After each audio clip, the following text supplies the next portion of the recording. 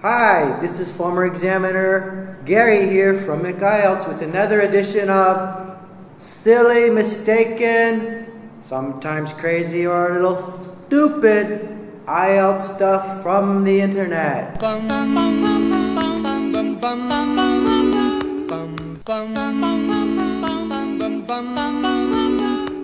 One day, a student asked me,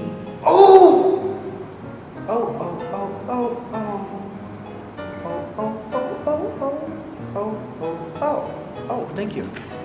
Teacher, I read on the internet that it's easier to take the speaking test in Vietnam rather than Australia. In other words, I'll probably get a higher score on the speaking test if I take it here in Vietnam. Is that true? No. Well, let's look a little more carefully at this one. There might be some truth here. If we look closely at the assessment criteria, the band descriptor sheet, we should remember that there are four main categories of measurement, right? Fluency and coherence, lexical resource, also called vocabulary, grammar, and pronunciation. And we should remember that the IELTS test is designed to be uniform, consistent throughout the world.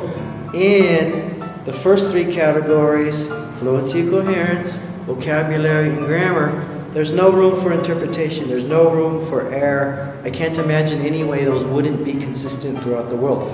But the fourth category, pronunciation, I can imagine a way. Let's look more carefully.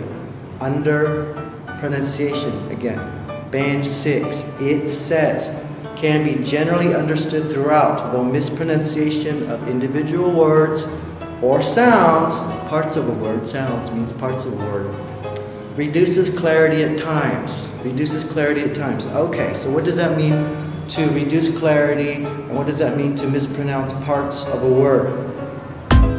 In Australia, I can imagine that the examiners there have no experience with the Vietnamese style of speaking English, or the Chinese style of speaking English, or the Korean style of speaking English, because they see a range of people and they don't see one group consistently. So maybe when they hear Vietnamese speak English and mispronounce something, it seems serious to them, examiners there, or more serious to them. Whereas examiners in Vietnam, long-term examiners here, like I was, who lived here many years, like most or many examiners have lived here many years, I think maybe we become a little used to, a little accustomed to some of the words that Vietnamese mispronounce. Like maybe they say because instead of because, or I like him instead of like him. So some of these common Vietnamese errors in English, maybe I'm more used to them, so maybe it doesn't reduce the clarity to me so much as an examiner here in Vietnam. So maybe the examiner in Vietnam might be giving a slightly higher score in pronunciation rather than the examiner in Australia.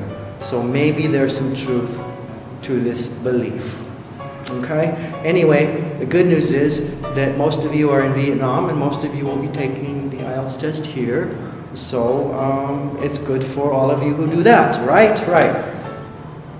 Good luck on your IELTS test and see you next time. So, now you know.